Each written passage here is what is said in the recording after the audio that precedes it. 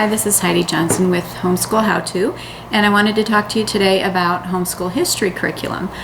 History is basically a collection of stories, and you don't have to get all stressed out about teaching history. You don't have to have a textbook or have a degree in history or anything to teach history to your children. History is divided into two parts as far as I'm concerned. You have world history and you have American history.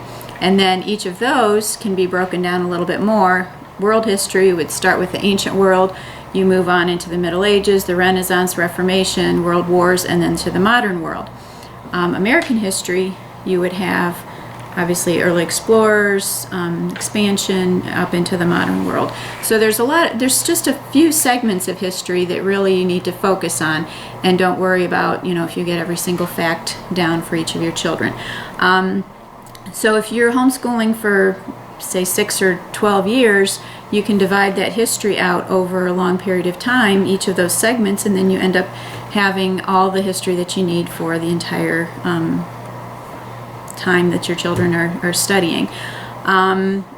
And I also feel like for the elementary grades that if you use picture books, there are so many great picture books for history that you can use. I have lists on my website of all kinds of different types of books and different times of history that you can use.